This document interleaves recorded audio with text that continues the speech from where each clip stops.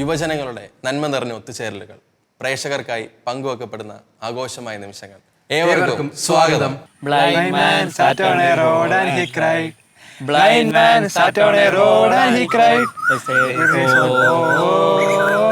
ഇന്നത്തെ എപ്പിസോഡ് വളരെ വ്യത്യസ്തമായ ഒരു യാത്രാ അനുഭവമാണ്. മസനഗുഡി വഴി ഊട്ടിയിലേക്ക് മാത്രമല്ല, വേറെയും ട്രിപ്പുകൾ നമുക്ക് പ്ലാൻ ചെയ്യാനാവും. അങ്ങനെ കുറച്ച് ചെറുപ്പക്കാർ ഒരു വ്യത്യസ്തമായ യാത്ര പോയിട്ടുണ്ട്.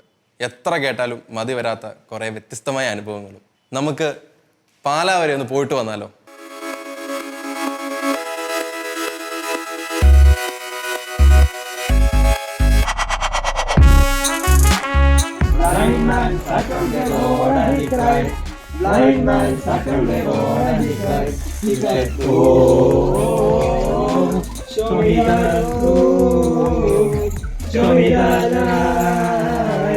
Show me the way, the way to go home, baby.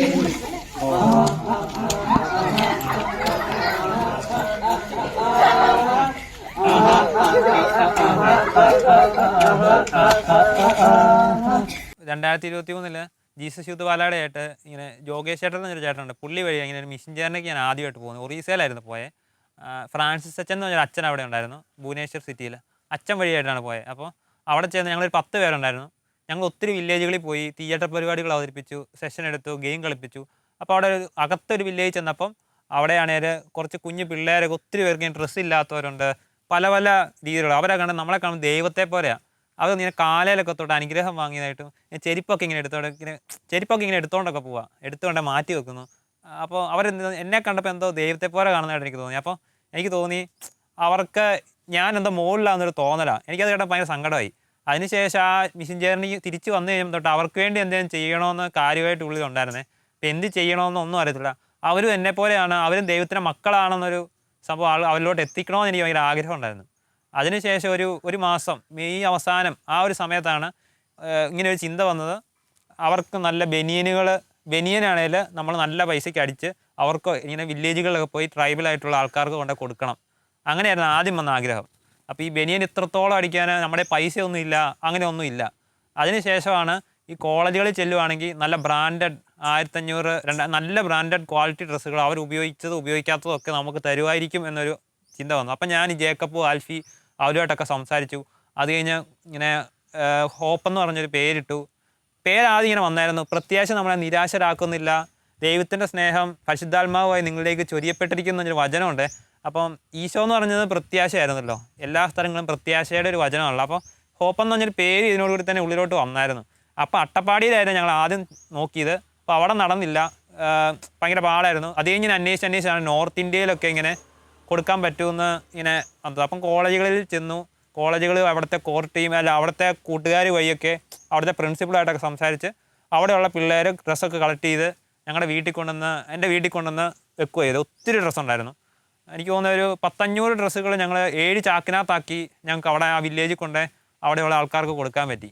ഡോണൊക്കെ May മാസത്തിലൊരു മിഷന് പോയായിരുന്നു. അപ്പം മിഷന് പോയിട്ട് വന്നപ്പം അവനിങ്ങനെ എക്സ്പീരിയൻസ് ഒക്കെ എന്നോട് ഷെയർ ചെയ്തായിരുന്നു. ഞാനും ആ മിഷന് പോകണമെന്നിങ്ങനെ ആഗ്രഹിച്ചിരുന്നൊരു സമയമായിരുന്നു. പക്ഷേ എനിക്ക് എക്സാമൊക്കെ വന്നതുകൊണ്ട് അന്ന് ആ കൂടെ പോകാനൊന്നും സാധിച്ചില്ലായിരുന്നു. അത് കഴിഞ്ഞിട്ട് അവർ പോയിട്ട് വന്നപ്പം അവർ ആ ഒരു മിഷൻ്റെ എക്സ്പീരിയൻസും അവിടെ നടന്ന സംഭവങ്ങളും കാര്യങ്ങളൊക്കെ ഇങ്ങനെ ഷെയർ ചെയ്തായിരുന്നു. അപ്പോൾ എനിക്കും ഭയങ്കര ഒരു ആഗ്രഹം ഉണ്ടായിരുന്നു, ഇതുപോലൊരു മിഷന് പോകണം, എന്തെങ്കിലുമൊക്കെ ചെയ്യണം, അങ്ങനത്തെ ആഗ്രഹങ്ങളൊക്കെ അപ്പോൾ ഉണ്ടായിരുന്നു. അപ്പം അങ്ങനെ ഒരു ആഗ്രഹമൊക്കെ ആയിട്ടിരിക്കുന്ന സമയത്താണ് ഡോൺ ഇങ്ങനെ നമുക്ക് ഒന്നുകൂടി പോയാലോ, എന്തെങ്കിലുമൊക്കെ അവർക്ക് വേണ്ടി ചെയ്താലോ എന്നൊക്കെയുള്ള കാര്യങ്ങൾ എൻ്റെ അടുത്ത് സംസാരിച്ചത്. അപ്പം ഞാനും ഇങ്ങനെ ആഗ്രഹിച്ചിരുന്ന സമയമായതുകൊണ്ട് ഞാനും കൂടെ നിൽക്കാം, നമുക്ക് പോകാമെന്നൊക്കെ തീരുമാനിച്ചു. അപ്പം അങ്ങനെ ജസ്റ്റ് പോകാതെ അവർക്ക് വേണ്ടി കൂടുതലായിട്ട് എന്തെങ്കിലും ചെയ്യണം എന്നുള്ളൊരു ആഗ്രഹത്തിൽ നിന്നാണ് ഇങ്ങനെ ഒരു ഡ്രസ്സ് കളക്ട് ചെയ്ത് അവർക്ക് കൊണ്ടുപോയി കൊടുക്കുന്ന ഒരു സംഭവത്തിലോട്ടൊക്കെ നമുക്ക് പോകാമെന്നിങ്ങനെ ഡോൺ സംസാരിച്ചത്. കോളേജുകളിൽ നിന്നൊക്കെ ആയിട്ട് കുറേ ഡ്രസ്സ് കളക്ട് ചെയ്തു. അപ്പം നമുക്ക് നമ്മുടെ മുമ്പിലുള്ളൊരു വലിയ വെല്ലുവിളി എന്ന് പറയുമ്പം ഒരുപാട് ഡ്രസ്സ് ഉണ്ടായിരുന്നു. ഒരു 10-500 അടുത്ത് ഡ്രസ്സുണ്ട്. അപ്പം അത് സോർട്ട് ചെയ്യുന്നൊരു വലിയൊരു ടാസ്ക് ഉള്ളൊരു കാര്യമായിരുന്നു. അപ്പം നമുക്ക് അത് സോർട്ട് ചെയ്യാൻ വേണ്ടിയിട്ട് ഇപ്പം ഞങ്ങൾ കുറച്ച് പേരെ അന്ന് അവൈലബിൾ ആയിട്ടുണ്ടായിരുന്നുള്ളൂ. അപ്പം നമുക്ക് തന്നെ ചെയ്യൽ കുറച്ച് ബുദ്ധിമുട്ടുള്ള കാര്യമായിരുന്നു. അപ്പം നമ്മൾ കുറേ ഫ്രണ്ട്സിനോടൊക്കെ ചോദിച്ചു. അവരും കാര്യമായിട്ട് സപ്പോർട്ട് ചെയ്യാമെന്ന് പറഞ്ഞു.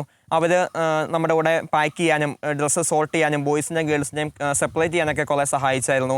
അതുപോലെ തന്നെ നമുക്ക് കാര്യമായിട്ട് ഒരു ഇൻ്റർസെഷൻ്റെ ഒരു വലിയൊരു ഹെൽപ്പ് നമ്മുടെ കൂടെ ഉണ്ടായിരുന്നു.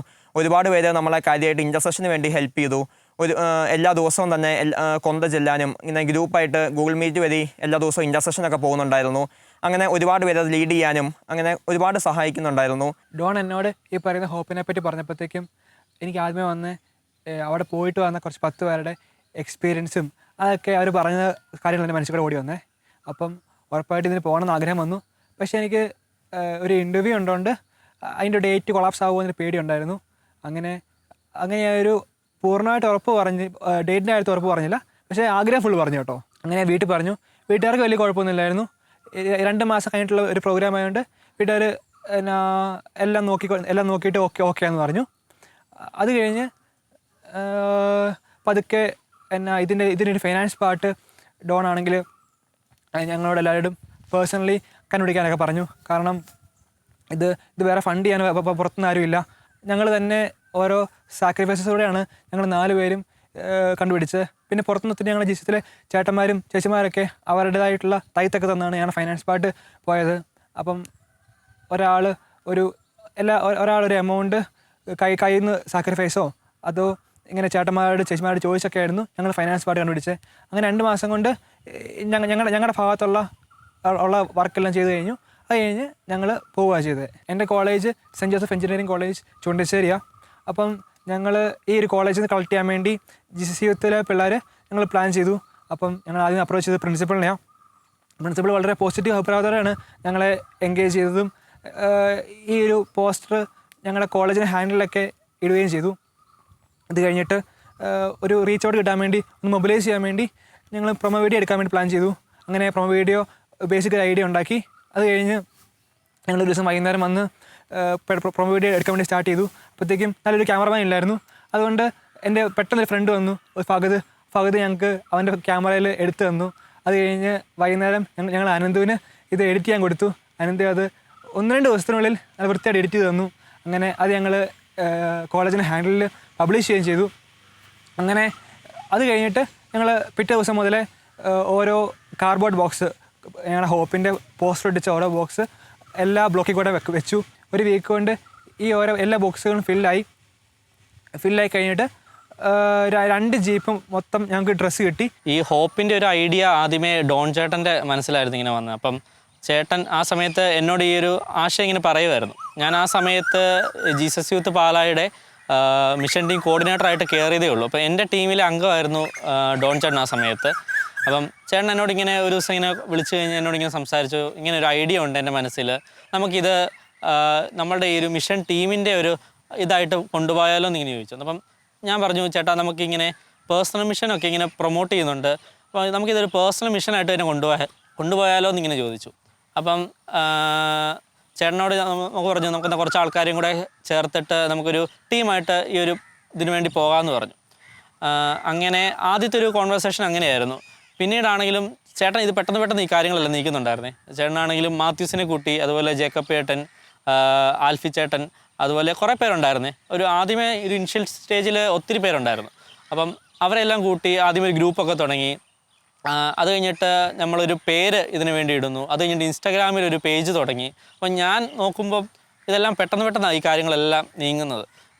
ഒത്തിരി കാര്യങ്ങളെല്ലാം ഇങ്ങനെ പാരലായിട്ട് ഈ സാധനങ്ങൾ പോകുന്നുണ്ട്. അപ്പം എൻ്റെ ഒരു ഇൻവോൾവ്മെൻറ്റ് എന്നായിരുന്നു എന്ന് ചോദിച്ചു കഴിഞ്ഞാൽ, ഞാൻ എന്നെക്കൊണ്ട് സാധിക്കുന്ന രീതിയിലുള്ളൊരു സപ്പോർട്ട് ഈ ഒരു ഇനിഷ്യേറ്റീവിന് കൊടുക്കുകയായിരുന്നു ചെയ്തത്. കാരണം ഡ്രസ്സ് കളക്ട് ചെയ്യേണ്ട ഒരു ആവശ്യം വന്ന സമയത്താണെങ്കിലും എന്നെക്കൊണ്ട് പേഴ്സണലായിട്ട് കളക്ട് ചെയ്യാൻ പറ്റുന്ന ഡ്രസ്സുകളെല്ലാം എൻ്റെ വീടിൻ്റെ അടുത്തുള്ള വീട്ടുകളിൽ നിന്നും, അതുപോലെ തന്നെ അങ്ങനെയുള്ള സ്ഥലങ്ങളിൽ കോളേജുകളിൽ നിന്നും ഒക്കെ കളക്ട് ചെയ്ത് കൊടുക്കുകയായിരുന്നു ഞാൻ ചെയ്തത്. എനിക്കാണെങ്കിലും ഇതൊരു നല്ലൊരു മിഷനായിട്ട് തോന്നി. കാരണം ഞാൻ ആ സമയത്ത് MBAക്ക് ജോയിൻ ചെയ്തതേ ഉള്ളായിരുന്നു. അപ്പം എനിക്കും ഇങ്ങനെ ആഗ്രഹം ഉണ്ടായിരുന്നു, ഇങ്ങനെ നമുക്കിങ്ങനെ സോഷ്യൽ വർക്കായിട്ട് എന്തെങ്കിലും കാര്യങ്ങളൊക്കെ ചെയ്യണമെന്നും.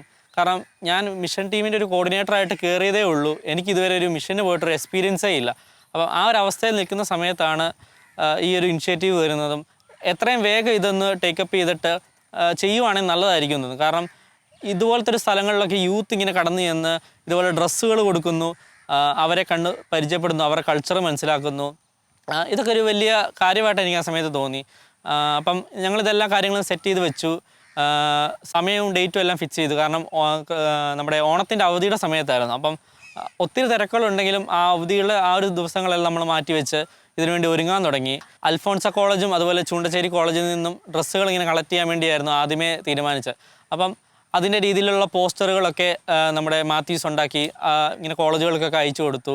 അപ്പം മൊത്തം ഞങ്ങളുടെ ഈ ജീസസ് യൂത്തിൻ്റെ ഗ്രൂപ്പുകളിലെല്ലാം ഈ ഒരു ഹോപ്പിനെ കുറിച്ചുള്ള കാര്യങ്ങൾ ഇങ്ങനെ സർക്കുലേറ്റ് ചെയ്യുന്നുണ്ടായിരുന്നേ. അപ്പോൾ എല്ലാവർക്കും ഒരു ഐഡിയ ഇല്ലായിരുന്നു ഇതെങ്ങനെയായിരിക്കും, ഇതെങ്ങനെ ഇംപ്ലിമെൻറ്റ് ചെയ്യും എന്നുള്ളതൊക്കെ. പക്ഷേ ഈ കോളേജുകളിലൊക്കെ ഉള്ള ജീസസ് യൂത്ത് ആയിട്ടുള്ള ആൾക്കാരുകളൊക്കെ ഒത്തിരി ഈ ഒരു മിഷന് വേണ്ടി ഹെൽപ്പ് ചെയ്തിട്ടുണ്ട്. അവരാണെങ്കിലും അവർ പേഴ്സണലായിട്ട് ഇനിഷ്യേറ്റീവ് എടുത്ത് ഒത്തിരി ആളുകളിൽ നിന്ന് ഡ്രസ്സ് കളക്ട് ചെയ്തു. ഇപ്പോഴും ഓർമ്മയുണ്ട്, അൽഫോൺസ കോളേജിൽ നിന്നൊക്കെ ഒരു വലിയ പെട്ടി നിറയായിരുന്നു ഡ്രസ്സ് കിട്ടുക. ആ പെട്ടി പൊട്ടിച്ചപ്പോഴാണെങ്കിലും ടാഗ് പോലും പൊട്ടിക്കാത്ത പുത്തൻ ഡ്രസ്സുകൾ വരെ അതിനകത്തുണ്ടായിരുന്നു.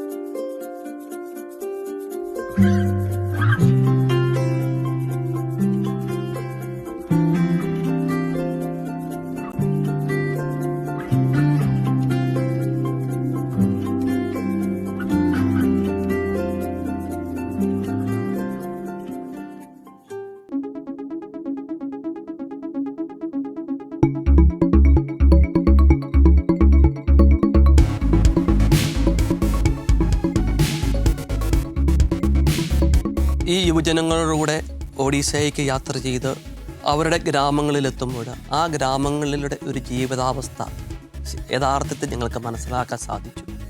വളരെ ലളിതമായ ജീവിതം. ഒരു പക്ഷേ ഞങ്ങളവിടെ ചെല്ലുമ്പോൾ അവർ ഉണ്ടാക്കുന്ന ഒരു ഭക്ഷണ സാധനങ്ങളൊക്കെ ഏറ്റവും ലളിതമായിട്ടുള്ള ചോറും ഒരു ചാറുകറി മാത്രം കൊണ്ടുള്ള ഒരു ഭക്ഷണം, അതാണ് അവിടുത്തെ ഏറ്റവും വലിയ സ്നേഹവിരുന്നായിരുന്നു. അതുപോലെ തന്നെ അവരുടെ വീടുകളൊക്കെ വളരെ ലളിതമായിട്ട് മരത്തിന് തൂണുകൾ നാട്ടി അതിൽ മണ്ണ് തേച്ച് പിടിപ്പിച്ച ഒരു വീടുകൾ, ഒപ്പം വളരെയേറെ വസ്ത്രങ്ങൾ, വളരെ നല്ലൊരു വസ്ത്രങ്ങളൊന്നുമില്ലാതെ ഏറ്റവും ലളിതമായ ഏറ്റവും പാവപ്പെട്ടവരുടെ വസ്ത്രങ്ങൾ ധരിച്ച് ഒരാളുടെ ജീവിതം. ഇതൊക്കെ കാണുമ്പോഴാണ് അവർക്ക് വേണ്ടി എന്തെങ്കിലും ചെയ്യാനായിട്ടുള്ള ഒരു പ്രചോദനം ഉണ്ടാകുന്നത്. നമുക്ക് മറ്റൊന്നും ചെയ്യാനായിട്ട് കൂടുതൽ സാധിച്ചില്ലെങ്കിലും ഈ എളിയ ജീവിതത്തിൽ നിന്നും എളിയ ആ ഒരു സാഹചര്യത്തിൽ നിന്നും ചെയ്യാൻ പറ്റുന്ന ഒരു കാര്യങ്ങളുമായിരുന്നു അവർക്ക് വേണ്ടി എന്തെങ്കിലും അവർക്ക് നല്ല വസ്ത്രങ്ങളെങ്കിലും കൊടുക്കുക എന്നുള്ളത്. അത് ആ ഒരു മിഷൻ അനുഭവത്തിൽ നിന്നാണ് ഞങ്ങൾക്ക് ഇവർക്ക് പ്രചോദനമായിട്ട് മാറ്റാനായിട്ട് സാധിച്ചത്. അങ്ങനെയാണ് ഈ ഒരു മനോഭാവത്തിലേക്ക്, ഇങ്ങനെയൊരു നല്ലൊരു പ്രവർത്തനങ്ങളിലേക്ക് അവർ എത്തിച്ചത്. ഈ പ്രവർത്തനങ്ങൾ അവർ ഈ അടുത്ത കാലഘട്ടത്തിൽ ഒക്കെ അവർ നടപ്പിലാക്കുകയുണ്ടായി. കഴിഞ്ഞ ഓഗസ്റ്റ് മാസത്തിൽ ആദ്യത്തെ തവണ ഇവർ അങ്ങനെ മിഷൻ പ്രദേശങ്ങളിൽ പോയി വസ്ത്രങ്ങൾ കൊടുക്കുകയുണ്ടായി. ഇനിയും ഇവരുടെ പ്രവർത്തനങ്ങൾ തുടർന്നും ഇവർ നടത്താനായിട്ട് അവർ ആഗ്രഹിക്കുന്നുണ്ട്. ഈ പ്രവർത്തനങ്ങളോട് നമ്മളെല്ലാം സഹകരിക്കുമ്പോഴാണ് നമുക്ക് എല്ലാവർക്കും പോകാൻ സാധിച്ചില്ലെങ്കിലും ഇവരുടെ പ്രവർത്തനങ്ങളോട് നമുക്ക് പറ്റുന്ന രീതിയിൽ സഹകരിക്കുമ്പോൾ ആ ദൈവത്തിൻ്റെ പ്രവർത്തനങ്ങളിലും നമ്മളും പങ്കാളികളാവുകയാണ്, ആ നന്മയിൽ പങ്കാളികൾ ആകുകയാണ് ചെയ്യുന്നത്. പള്ളിയിലായിരുന്നു നിങ്ങൾ വിളിച്ചപ്പോൾ. പള്ളിയിൽ നിന്നായിരുന്നു എല്ലാവരും വീട്ടിലെത്തി എന്നാണ് എനിക്ക് ഫോൺ കോൾ വരുന്നത്. പെട്ടെന്ന് വീട്ടിലോട്ട് വരുന്നു. പിന്നെ ചാൾസി ചേട്ടനും ആൽഫിയും ഉണ്ടായിരുന്നല്ലേ അടുക്കാനൊക്കെ. അത് കഴിഞ്ഞ് നമ്മൾ അടുക്കി. അമ്മ ഇല്ലായിരുന്നു വീട്ടിൽ. അമ്മ ധ്യാനത്തിന് പോയിപ്പോയിരുന്നു അണക്കരയ്ക്ക്. അപ്പം അപ്പൻ അവിടെ ഉണ്ടായിരുന്നൊക്കെ വെച്ച് എന്തൊക്കെയോ ഉണ്ടാക്കി നമ്മൾ കഴിച്ചു. നൂഡിൽസ് ആയിരുന്നു. നൂഡിൽസൊക്കെ കഴിച്ചു. ഡ്രസ്സൊക്കെ ആയിരുന്നു. നമുക്ക് അന്നേരം ഇവിടെ എല്ലാം പോകുന്ന സ്ഥലം നമ്മൾ കണ്ടിട്ടില്ല, കേട്ടിട്ടില്ല. അച്ഛൻ പറഞ്ഞു കഴിഞ്ഞാൽ നമ്മൾ പ്രോപ്പറായിട്ട് ഏത് സ്റ്റേഷനിൽ ഇറങ്ങും ഒന്നും അങ്ങനെ തന്നെ അറിയത്തില്ല. അച്ഛൻ പോകാനിരുന്നത് എവിടെയാണ്, മറ്റേ ആന്ധ്രാപ്രദേശിൽ പോവാന്ന് പറഞ്ഞാൽ ആന്ധ്രാപ്രദേശായിരുന്നു നമ്മൾ പറഞ്ഞിരുന്ന സ്റ്റേറ്റ്. പക്ഷേ ഇത് രണ്ടും ബോർഡറായിരുന്നു. നമ്മൾ പോസ്റ്റർ വരെ ഇറക്കിയത് ആന്ധ്രാപ്രദേശ് എന്ന് പറഞ്ഞുകൊണ്ട് മാത്യൂസിന്റെ ജീപ്പയിൽ കയറ്റി. ഏറെക്കുറെ 6 ചാക്കെടുത്ത് സാധനം. അപ്പം നമ്മൾ സ്റ്റേഷനിലോട്ടാണെങ്കിൽ അത് കൊണ്ടുവന്ന് വണ്ടി ട്രെയിനിലോട്ട് കയറ്റി തരാനൊക്കെ ആയിട്ട് ആൽഫിയും പിന്നെ അതുപോലെ ചാൾസി ചേട്ടനും ഞങ്ങളുടെ കൂടെ ഉണ്ടായിരുന്നു. 7 ചാക്കല്ലായിരുന്നു. 7 ചാക്ക്. നമ്മൾ ആ സ്റ്റേഷൻ്റെ എഡ്ജിൽ പോയാണ് നിന്നത്. ആ കാരണം അവിടെയാണ് നമ്മുടെ കയറേണ്ട കമ്പാർട്ട്മെൻറ്റ് അവിടെയാണെന്നും പറഞ്ഞുകൊണ്ട് നമ്മളവിടെ പോയി നിന്നു. പക്ഷേ അത് കുറച്ചുകൂടെ പുറകോട്ടായിരുന്നു. ട്രെയിൻ വരാൻ നേരത്ത് നമ്മൾ അതിൻ്റെ പുറകെ ഓടുമല്ലായിരുന്നു. ഓടി എന്നിട്ട് അതുപോലെ നമ്മുടെ കോച്ചിങ് മൊത്തം മറ്റേ നോർത്ത് ഇന്ത്യൻസ് ആയിട്ടുള്ള ആൾക്കാരല്ലായിരുന്നു. ഒരു ഫാമിലി ഉണ്ടായിരുന്നു, അതുപോലത്തെ ആൾക്കാരായിരുന്നു. നമ്മൾ പ്രാർത്ഥിക്കുന്നൊക്കെ കാണുമ്പോൾ അവർ നോക്കി ഇങ്ങനെ നിൽക്കുമായിരുന്നു. അത് കഴിഞ്ഞിട്ട് അവർ എന്തൊക്കെയോ നമ്മളോട് ഒത്തിരി സംസാരിക്കുകയും ചെയ്തത്. നമ്മുടെ ചാക്കൊക്കെ ആണെങ്കിലും അവർക്ക് ഇരിക്കുമ്പോൾ ഒരു ചെറിയ ബുദ്ധിമുട്ടുണ്ടായിരുന്നു അവർക്ക്. പക്ഷെ അവരത് നമ്മളിങ്ങനെ സോഷ്യൽ വർക്കിൻ്റെ ഇതാണെന്നും പറഞ്ഞപ്പോൾ ഒക്കെ അവർക്കൊരു നമുക്ക് അവിടുത്തെ നമ്മൾ പോകാൻ നേരത്ത് കൊൽക്കട്ട അങ്ങനെ പല പല സ്ഥലങ്ങളിലുള്ള കുറേ ചേട്ടന്മാരായിട്ട് നമ്മൾ പരിചയപ്പെട്ടു. ഇവിടെ ജോലി ചെയ്യുന്നവരൊക്കെ തന്നെയാണ്. അതെ, അതിനകത്ത് ഒരാളെ പരിചയപ്പെട്ട് വന്നപ്പോൾ എൻ്റെ വീടിൻ്റെ അടുത്ത് ഉള്ള ഒരു ഹോട്ടലിൽ ജോലി ചെയ്യുന്ന ഒരു ചേട്ടനായിരുന്നു. ആ ചേട്ടനാണെങ്കിൽ ആ ചേട്ടന് കുഞ്ഞാവ ഉണ്ടായിട്ട് കുഞ്ഞാവേനെ കാണാൻ വേണ്ടി ആദ്യമായിട്ട് പോകുന്ന യാത്രയൊക്കെയായിരുന്നു. അപ്പോൾ കുഞ്ഞാവേനെ ഞങ്ങൾക്ക് കാണിച്ചു തന്നു ഫോട്ടോയൊക്കെ. അതൊക്കെ ഭയങ്കര സന്തോഷമായിരുന്നു.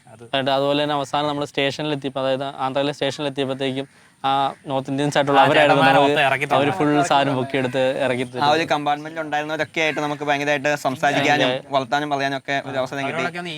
അവന്റെ കുഞ്ഞു കൊച്ചൊക്കെ ഇല്ലായിരുന്നു, ഒരു കൊച്ചു. ഞാൻ ഇപ്പോൾ ഇറങ്ങുന്നപ്പോഴത്തേക്കും ആ കൊച്ച് ടാറ്റ വരുന്ന നമ്മൾ ഇറങ്ങിയപ്പം അതേ പരിചയമില്ലാത്ത കൊച്ച് ഓടി സെൽഫി ഒക്കെ എടുത്ത് അത് കഴിഞ്ഞ് നേരെ അച്ഛൻ്റെ അടുത്ത് പോയി. അപ്പം അച്ഛനാണെങ്കിൽ ബൊലേറോ വന്നു. അത് ഭയങ്കര സെറ്റപ്പായിരുന്നു. അച്ഛനടുത്തൊരു ഡോൺ ബ്യൂട്ടിഫുൾ സാധനമായിരുന്നു. അച്ഛൻ്റെ ആറ്റിറ്റ്യൂഡ് എന്ന് പറഞ്ഞാൽ ഭയങ്കര ബ്യൂട്ടിഫുൾ. അച്ഛന് ഒന്നിനും പേടിയില്ല. അച്ഛൻ എവിടെയും പോവാം. അച്ഛൻ അവിടെ ഒരു ആൾക്കാരായിട്ട് ഭയങ്കര സ്നേഹമാണ്. അതിനൊരു ഭയങ്കര ബ്യൂട്ടിഫുൾ ആണ് അച്ഛൻ. ഏകദേശം 3 മണിക്കൂർ യാത്രയും കണ്ടുണ്ടായിരുന്നു തോന്നുന്നല്ലേ അവിടുന്ന് ആ ബോർഡറിൽ നിന്നല്ലേ. തലേദിവസം വന്ന് സ്റ്റേ ചെയ്ത് തലേദിവസം വന്നു. ഒരു വില്ലേജ് ചെന്നപ്പോ, ഒരു ട്രൈബൽ വില്ലേജ് ചെന്നപ്പോ അവിടെ ഒരാൾക്ക് അസുഖം വന്ന് മരിച്ചു അടക്കായിരുന്നു. അപ്പം എന്നാ അസുഖം എന്ന് ചോദിച്ചപ്പോൾ പനിയായിരുന്നു. എന്നാന്നവർക്ക് പ്രോപ്പറായിട്ട് അറിയത്തില്ല അസുഖം. തിരിച്ചു വന്നപ്പോൾ നമ്മൾ ആലോചിച്ച് ഇനി എല്ലാ വില്ലേജുകളിലും മെഡിക്കൽ ഹബ്ബുകൾ നടത്താം ഹോപ്പിന്റെ ആയിട്ട്.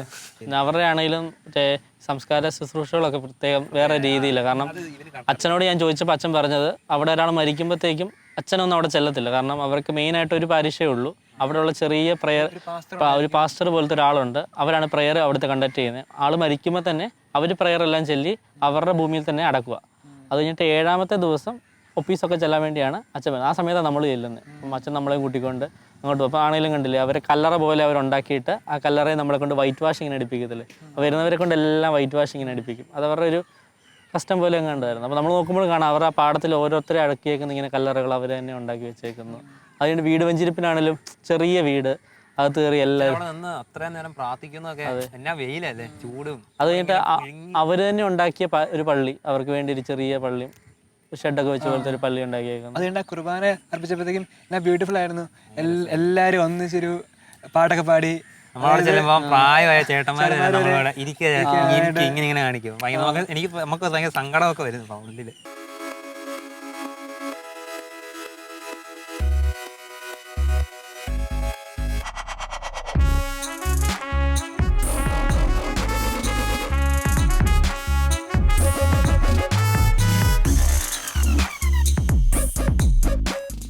അച്ഛൻ നമ്മളെ ഇൻട്രൊഡ്യൂസ് ചെയ്ത് കഴിഞ്ഞിട്ട് നമ്മളവിടെ ആക്ഷൻ സോങ് കളിപ്പിച്ച് ആദ്യത്തെ ട്രൈബൽ വില്ലേജ് നമ്മൾ ആക്ഷൻ സോങ് കളിച്ചപ്പോൾ അപ്പൂപ്പന്മാരും അമ്മമാരും എല്ലാവരും ആദ്യമേ അവർക്കൊരു മടിയായിരുന്നു. പക്ഷെ അവർ പെട്ടെന്ന് അത് പഠിച്ചു. എന്നിട്ട് നമ്മളോട് ആക്ഷൻ സോങ് കളിക്കുന്നു. കുർബാനയ്ക്ക് ശേഷം നമ്മളെല്ലാവരും ആക്ഷൻ സോങ് കളിപ്പിക്കുന്നു. നമ്മളെല്ലാ വില്ലേജും പോയപ്പോൾ നമ്മൾ കരിക്മ പറയാൻ നമ്മൾ പറഞ്ഞില്ലായിരുന്നു.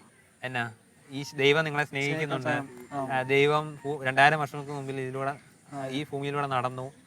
അതുപോലെ ദൈവം നിങ്ങൾക്ക് വേണ്ടി മരിച്ചു, കുരിശേ കയറി ഉയർത്തെഴുന്നേറ്റു.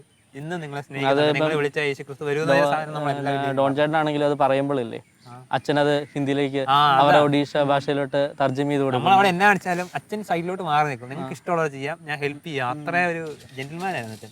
ഏറ്റവും വീട്ടിനാന്നറിയോ, നമ്മുടെ നാട്ടിൽ ഒരിടത്ത് ഒരു ആക്ഷൻ സോങ് കളിക്കാത്തവരാ. അല്ല ഞാനിതില് സാധാരണ ആക്ഷൻ സോങ് നമ്മുടെ പാലായിൽ ഏതെങ്കിലും പ്രോഗ്രാമിന് വരുവാണെങ്കിൽ ആക്ഷൻ സോങ് കളിക്കുമ്പോൾ എനിക്ക് ഡാൻസ് കളിക്കാനൊന്നും അത് കറക്റ്റ് ആ സമയത്ത് ഡാൻസ് കളിക്കാൻ. പക്ഷെ അവർക്ക് ഇത് കേട്ടുമ്പോൾ ഭയങ്കര സന്തോഷമായിരുന്നു. നമ്മളെന്താ സെലിബ്രിറ്റികൾ വിജയ് വന്ന് ഡാൻസ് കളിക്കുന്നവരെ അവര് കാണുന്നത്. ഇത് കഴിഞ്ഞ് കഴിഞ്ഞിട്ട് നമ്മള് ആദ്യമേ നമ്മളെ കണ്ടപ്പോൾ അവരെന്തോ വലിയ ആൾക്കാർ പറയായിരുന്നു. പക്ഷെ ആക്ഷൻ കളിച്ച് കഴിയുമ്പോഴത്തേക്കും അവരെ കൂട്ടിയല്ലോ, നമ്മുടെ പാട്ടാക്കിയല്ലോ.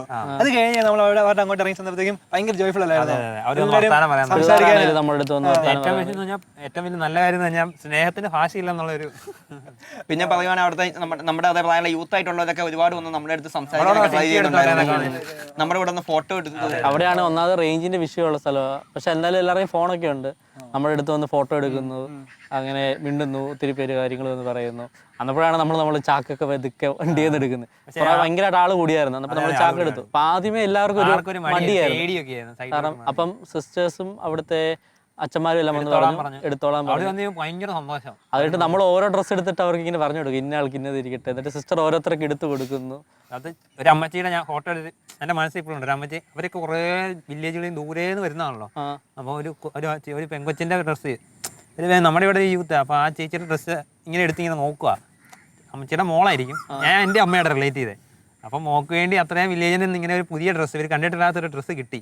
അപ്പോൾ ആ സന്തോഷത്തിൽ ഇങ്ങനെ ആ ഡ്രസ്സ് ഇങ്ങനെ നോക്കിക്കൊണ്ടിരിക്കുന്ന ഒരു വിഷയിൽ ഞാനിങ്ങനെ ഫോട്ടോ എടുത്ത് എൻ്റെ മൊബൈലിൽ കിടക്കണം. എനിക്ക് ഭയങ്കര എനിക്കൊരു 2 ലക്ഷം രൂപ കിട്ടിയാൽ അത്ര സന്തോഷം കിട്ടി.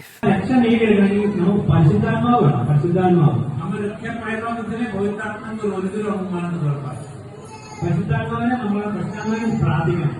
അങ്ങനെ പ്രാർത്ഥന പ്രാർത്ഥന ഈ സഭയിലെ കൂതാശകൾ വഴി പരിശുദ്ധാത്മാവ് നമ്മളോട് ജ്വലിക്കുന്നുണ്ട്.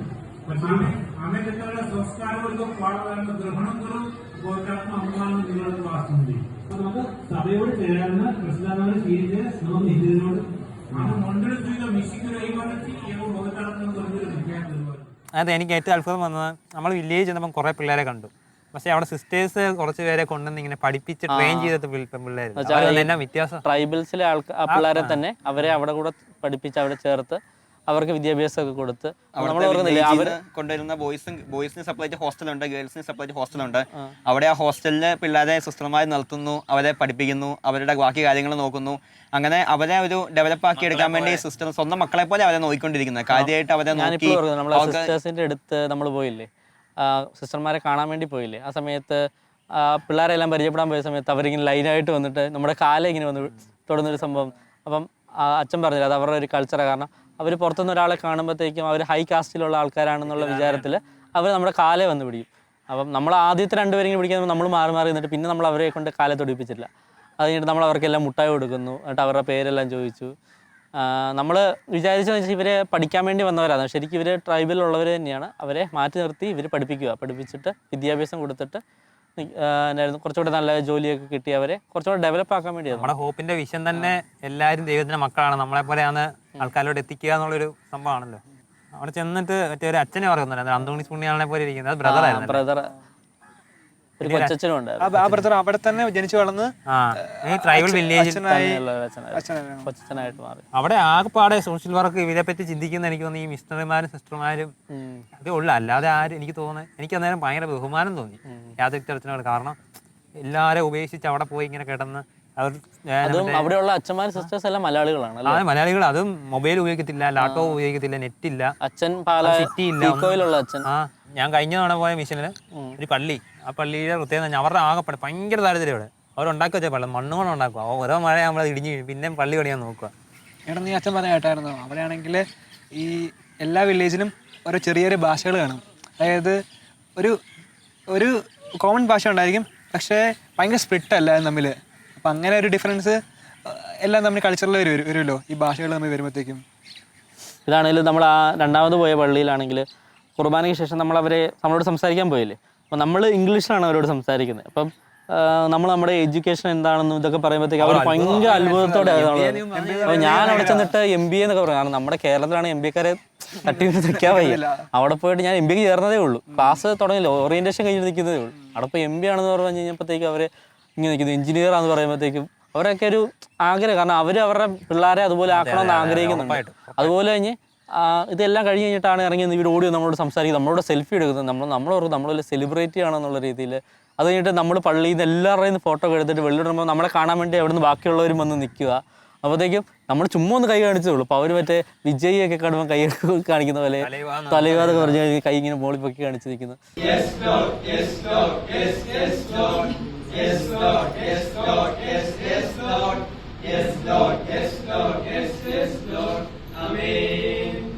We say yes Lord, yes Lord, yes yes Lord, yes Lord, yes Lord, yes yes Lord, yes Lord, yes Lord, yes yes Lord, Amen. ആ ദിവസം അങ്ങോട്ട് പോയി ബൈബിൾ വായിച്ചേ. ഞാനാണെങ്കിൽ ഉൽപ്പത്തി മൊത്തം വായിച്ചു ചേർത്തായിരുന്നു ട്രെയിനായിരുന്നു. അത് ഭയങ്കര ബ്യൂട്ടിഫുൾ ആയിരുന്നു കേട്ടോ. അത് കഴിഞ്ഞിട്ട് ഈ ബൈബിൾ വായിക്കാൻ തുടങ്ങിയതും ഈ ബൈബിളിനോടൊരു സ്നേഹം വന്നു. ശരിയാ. നമ്മുടെയൊക്കെ ലൈഫിൽ എന്തെങ്കിലുമൊക്കെ ചേഞ്ച് വന്നു എന്തെങ്കിലുമൊക്കെ ഈ അഡ്ജസ്റ്റ് ചെയ്യാൻ വേണ്ടി ഉറപ്പായിട്ടും. ഒത്തിരി പറ്റി. കാരണം അത് കഴിഞ്ഞ് സത്യം പറഞ്ഞു കഴിഞ്ഞാൽ ഒന്നാമത് നമ്മൾ ഇരിക്കുന്ന സ്ലീപ്പർ കോച്ചിൽ ഭയങ്കര ചൂട് എന്ന് വെച്ചാൽ ആ സമയത്ത് നമ്മൾ മറ്റേ കർണാടക അവിടെ എല്ലാം കയറി വരുന്ന സമയത്ത് ഇപ്പം ഭയങ്കര ചൂട്, നമുക്ക് ഒട്ടും പറ്റത്തില്ല. നമ്മളാണെങ്കിൽ ആകെ കഴിക്കുന്ന ബ്രെഡും പീനട്ട് ബട്ടറും, അത് നമുക്കാണെങ്കിൽ വെള്ളം കുടിച്ച് നമ്മൾ ഇറക്കുക, നമുക്കൊരു ഭയങ്കര ബുദ്ധിമുട്ട്. ലാസ്റ്റ് നമ്മൾ ഒഡീഷയിൽ എത്തിക്കഴിഞ്ഞ് കഴിഞ്ഞിട്ടാണ് അവിടുന്ന് രാവിലെ അപ്പവും ഒരു മുട്ടക്കറിയും കഴിക്കുന്നത്. അപ്പോൾ സ്വർഗം കിട്ടിയതുപോലെയായിരുന്നു. ആ മുട്ടക്കറിയുടെ സന്തോഷമായിരുന്നു. അത് ഇങ്ങനെ തിരിച്ച് നമ്മൾ പ്ലാൻ ചെയ്തു, ഇനി പീനട്ട് ബട്ടറും ഇതും വെച്ചിട്ട് കാര്യമില്ല, അതുപോലെ. കാരണം നമ്മുടെ തൊണ്ടയിൽ നിന്ന് ഇറങ്ങുന്നില്ല. വീട്ടിൽ ചെന്നൊരു ഇച്ചിരി ചോറും സാമ്പാറും കിട്ടുന്നത് നമുക്ക് എന്തോ ഭയങ്കര സന്തോഷമായിരുന്നു. അതെ, ഞങ്ങൾ മറ്റേ വിജയവാഡയിൽ എത്തിയപ്പോഴാണെന്ന് തോന്നുന്നു. വിജയവാഡ എത്തിയപ്പോൾ ഒരു ഹോട്ടലിൽ കയറിയിട്ട് നമ്മൾ പ്ലാൻ ചെയ്താൽ വെച്ചാൽ അവിടെ നിന്ന് പോകുന്ന വഴിക്ക് നമ്മളൊന്നും മേടിച്ച് കഴിക്കത്തില്ല. കാരണം എന്തെങ്കിലും വിഷയം വന്നു കഴിഞ്ഞാൽ നമ്മുടെ ഹെൽത്തിന് പറ്റുമെന്ന് പറഞ്ഞുകൊണ്ട് നമ്മൾ ലാസ്റ്റ് സഖി ഇട്ടിട്ട് ഒരു എന്തോ ബിരിയാണിയോ അങ്ങാണ്ട് ഒരെണ്ണം മേടിച്ച് കഴിച്ചു. അത് വന്നപ്പോൾ കഴിച്ചപ്പം സത്യം പറഞ്ഞാൽ അവിടുത്തെ ഫുഡൊന്നും സാധാരണ നമ്മൾ പിടിക്കുന്നതല്ല. അതൊക്കെ കഴിച്ച് കഴിഞ്ഞപ്പോൾ എന്തോ വലിയ സ്വർഗം കിട്ടിയ ഒരു അവസ്ഥ. എനിക്ക് പേടിയായതുകൊണ്ട് ഞാൻ കഴിച്ചില്ലായിരുന്നു. അന്ന് നമ്മൾ കളക്ട് ചെയ്ത ഡ്രസ്സ് എന്ന് പറയുന്നത് 7 ചാക്കുണ്ടായിരുന്നു. പക്ഷെ അതല്ലാതെ ഇനിയും മിച്ചം ഉണ്ടായിരുന്നു. നമ്മൾ സോർട്ട് ചെയ്ത് കഴിഞ്ഞിട്ട് അത് കഴിഞ്ഞ് അതുകൊണ്ടാണ് ഞാൻ മിച്ചം വന്നതല്ല, നമ്മൾ ഈ അനാഥാലയങ്ങളിൽ കൊടുത്ത് തീർക്കുകയത്. എനിക്കത് ചിന്തിച്ചൊരു സാധനം എന്ന് പറഞ്ഞാൽ ഈ 2 കോളേജിൽ നിന്നാണ് കളക്ട് ചെയ്തിട്ടുള്ളൂ, അൽഫോൺസയിൽ നിന്നും ചൂണ്ടശ്ശേരിയിൽ നിന്നും. ഈ 2 കോളേജിൽ ചേർന്നിട്ട് തന്നെ നിറച്ചൊരു ഹാള് നിറച്ച് ഡ്രസ്സാണ്. അപ്പോൾ ഒന്ന് ഓർത്ത് നോക്കിയേ, പാലാ നിയോജകമണ്ഡലം പാലാ രൂപതയിലെ കോളേജുകളെല്ലാം എടുത്ത് അവിടുത്തെ പിള്ളേരോട് 2 ദിവസം അവിടെ കളക്ട് ചെയ്തോളൂ. എല്ലാവരോടും ഡ്രസ്സ് കൊണ്ടുവരാൻ പറയുകയാണെങ്കിൽ ഇന്ത്യയുടെ ഒരു പകുതി മുക്കാൽ സ്ഥലങ്ങളിൽ ഡ്രസ്സ് ഇല്ലാത്തടത്ത് ഡ്രസ്സ് കിട്ടാനുള്ള ഡ്രസ്സ് എനിക്ക് ഇവിടെ എവിടെയൊക്കെ തന്നെ ഉണ്ടെന്ന് എനിക്ക് തോന്നി. 2 കോളേജിൽ 2 ദിവസം കൊണ്ട് ഇത്രയും ഡ്രസ്സ് വന്നു പറയുകയാണെങ്കിൽ അത് ചിന്തിക്കാൻ പറ്റാത്ത ഡ്രസ്സായിരുന്നു. 3000 രൂപ ഡ്രസ്സൊക്കെ പുതിയത് മേടിച്ചതിനകത്തിട്ടുണ്ടായിരുന്നു. അതെ, ടാഗ് പൊട്ടിക്കാതെ. നമുക്ക് ഈ ലോകം മൊത്തം വേണ്ട റിസോഴ്സ് ഭൂമിയിൽ തന്നെ ഉണ്ടെന്നാണ് പറയപ്പെടുന്നത്. പക്ഷെ അത് വേണ്ട രീതിയിൽ യൂട്ടിലൈസ് ചെയ്യാൻ പറ്റാത്തതാണ് ഇത് മെയിൻ ആയിട്ടുള്ള പ്രശ്നം. ഇനി അടുത്തത് നമ്മൾ ചെയ്യുമ്പോഴത്തേക്കും കുറച്ചും കൂടെ ആളുകളെ കൂട്ടിയും കുറച്ചുകൂടെ 8-10 പേര് കുറച്ച് ദിവസങ്ങളും എടുത്ത് ചെയ്യുവാണെങ്കിൽ തിയേറ്റർ പ്രോഗ്രാമുകളും അവരെ കൂടെ ഡാൻസ് കളിപ്പിക്കുകയും എന്തെങ്കിലും തിയേറ്റർ, അതായത് എന്തെങ്കിലും നാടകങ്ങളൊക്കെ കാണിക്കുകയും ചെറിയ രീതിയിൽ എഡ്യൂക്കേറ്റ് ചെയ്യുകയും അവരോട് എന്തെങ്കിലുമൊക്കെ സംസാരിക്കുകയും ഈശോയെ പറ്റി പറയുകയും. എനിക്ക് പേഴ്സണലി പറയുവാണെങ്കിൽ ജീവിതത്തിൽ ഒരിക്കലും മറക്കാൻ പറ്റാത്തൊരു എക്സ്പീരിയൻസ് ആയിട്ടാണ് എനിക്ക് തോന്നിയത്. കാരണം ഈ ഒരു എല്ലാവർക്കും പറ്റുന്ന ഒരു കാര്യമായിട്ട് എനിക്ക് തോന്നുന്നില്ല. കാരണം ആ ഒരു യാത്ര അത്ര മനോഹരമായിരുന്നോ എന്ന് ചോദിച്ചാൽ എനിക്ക് മനോഹരമായിരുന്നു. പക്ഷേ ഒരുപാട് പ്രതിസന്ധികളൊക്കെ ഉണ്ടായിരുന്നു. എങ്കിലും അവിടെ പോകാനും അവിടെയുള്ള കുറേ നമ്മളെപ്പോലെയുള്ള കുറേ പിള്ളേരെ കാണാനും അതുപോലെ അവിടെയുള്ള ട്രൈബൽസ് ആയിട്ടുള്ള കുറേ വ്യക്തികളെ കാണാനും അങ്ങനെ അവരെ കാണുകയൊക്കെ ചെയ്തപ്പം അവരുടെ ജീവിത സാഹചര്യമൊക്കെ അടുത്തറിയാനൊക്കെ പറ്റിയപ്പം നമുക്ക് പേഴ്സണലി ഭയങ്കര നമ്മളൊക്കെ എന്ത് സന്തോഷത്തോടെ ഒക്കെയാണ് നമ്മളിവിടെ ജീവിക്കുന്നത് എന്നുള്ള സാധനം നമുക്ക് മനസ്സിലാക്കാൻ പറ്റുമേ. ഞാൻ പഠിക്കുന്നത് കമ്പ്യൂട്ടർ സയൻസ് എഞ്ചിനീയറിംഗാണ്. ഇപ്പോൾ ഞാൻ 4th ഇയർ പഠിക്കുന്നത്. ഞങ്ങളുടെ പ്ലേസ്മെൻറ്റിൻ്റെ സമയമാണ് ഇപ്പം. കോളേജിലേക്ക് ഫസ്റ്റ് കമ്പനി വന്നപ്പോഴത്തേക്കും ആ കമ്പനിയുടെ ഉള്ള ഒരു ടെസ്റ്റ് ഡേറ്റും ഞങ്ങളുടെ ഹോപ്പിൻ്റെ ഡേറ്റും തമ്മിൽ കൊളാപ്സ് ആയി. അപ്പോൾ ഞാനത് ഇമാരോട് പറഞ്ഞപ്പോഴത്തേക്കും ഇമാരത് എൻ്റെ ഒരു കുഴപ്പം, എൻ്റെ ഒരു ആവശ്യം ആയതുകൊണ്ട് അമ്മമാർ കുറച്ചുകൂടെ സമയം ചിലവഴിക്കേണ്ടതായിരുന്നു ഒറീസയിൽ. അതുകൊണ്ട് ഞങ്ങളെല്ലാം ഒന്നിച്ച് നേരത്തെ വന്നു ഈ ഒരു ഇൻ്റർവ്യൂ അറ്റൻഡ് ചെയ്യാൻ വേണ്ടി തന്നെ. ഈ ഒരു ടെസ്റ്റുള്ള ഡേറ്റിൻ്റെ തലേ ദിവസം ഞങ്ങൾ കേരളത്തിലെത്തി. പിന്നെ ഞാൻ അന്ന് വന്ന ദിവസം കിടന്നൊന്ന് റെസ്റ്റ് ചെയ്തു. പിറ്റേ ദിവസം ഞാൻ ഒരു 2 മണിക്കൂർ പഠിച്ചു. പക്ഷേ ഇത് പഠിക്കുന്ന മുമ്പ് ഞാൻ ജസ്റ്റ് ഒന്ന് കോളേജിൽ ആരൊക്കെ എന്തൊക്കെ ചെയ്യുന്നുണ്ടെന്ന് നോക്കിയപ്പോഴത്തേക്കും എല്ലാവരും ഭയങ്കര അടിപൊളിയായിട്ട് പ്രിപ്പയർ ചെയ്യുമായിരുന്നു. അപ്പോൾ അത് കേട്ടപ്പോൾ എനിക്ക് ചെറിയൊരു വിഷമം വന്നു. കാരണം എനിക്കൊന്ന് പ്രിപ്പയർ ചെയ്യാൻ പറ്റില്ല. ആ സമയത്ത് ഞാൻ ഒരാഴ്ച അവിടെ ഒറീസയിലായിരുന്നു. 1 മണിക്കൂർ പ്രിപ്പയർ ചെയ്തു. പിന്നെ ഞാൻ കോളേജിലേക്ക് വന്നു. ഞാൻ ടെസ്റ്റ് ചെയ്താൽ വന്നപ്പോഴത്തേക്കും എൻ്റെ കമ്പ്യൂട്ടർ പകുതി ആയപ്പോൾ കേടായിപ്പോയി. അങ്ങനെ ആ കേടായപ്പോയ കമ്പ്യൂട്ടർ ഞാൻ എങ്ങനെയൊക്കെ ശരിയാക്കി എടുത്ത് അത് കഴിഞ്ഞിട്ട് കയറി. പിന്നെ ഞാൻ ബാക്കി ടെസ്റ്റ് അറ്റൻഡ് ചെയ്തു. അത് കഴിഞ്ഞിട്ട് റിസൾട്ട് വന്നു. പക്ഷേ ഞാനാണെങ്കിൽ ഒട്ടും പ്രതീക്ഷിച്ചില്ല. അതായത് ഞാൻ പ്രതീക്ഷിക്കാത്ത സാധനം എന്ന് പറഞ്ഞാൽ ഞാൻ പഠിച്ചിട്ടില്ല, ബാക്കിയുള്ളവരെ പോലെ പ്രിപ്പയർ ചെയ്തിട്ടില്ല. എൻ്റെ മനസ്സിലൊരു മെൻ്റലായിട്ട് ഒട്ടും ഈ ഒരു ജോലി കിട്ടുമെന്ന് എനിക്ക് ഉറപ്പില്ലായിരുന്നു. പക്ഷേ കോളേജിൽ വന്നപ്പോഴത്തേക്കും കോളേജിലെ ഫസ്റ്റ് പ്ലേസ്മെൻ്റ് ആയിരുന്നു, എൻ്റെ ഫസ്റ്റ് ഇൻ്റർവ്യൂ ആയിരുന്നു, ഈ ജോലി എനിക്ക് കിട്ടി. അപ്പം അത് ശരിക്കൊരു പ്ലസ്ഫുൾ എക്സ്പീരിയൻസ് തന്നെയായിരുന്നു കേട്ടോ. കാരണം ഈശ്വരടുത്ത് പോയിട്ട് ഏറ്റവും മെയിൻ സാധനമായിട്ടുള്ള കോളേജിലെ പ്ലേസ്മെൻറ്റ് എനിക്ക് കിട്ടിയല്ലോ. നന്ദിയോടെ ഞാൻ സ്തുതി പാടിടും എൻ്റെ യേശുനാഥാ, എനിക്കായി നീ ചെയ്തൊരു നന്മയ്ക്കും ഇന്നു നന്ദി ചൊല്ലുന്നിതാ. നന്ദിയോടെ ഞാൻ സ്തുതി പാടിടും എൻ്റെ യേശുനാഥ. എനിക്കായി നീ ചെയ്തൊരു നന്മയ്ക്കും ഇന്നു നന്ദി ചൊല്ലുന്നു.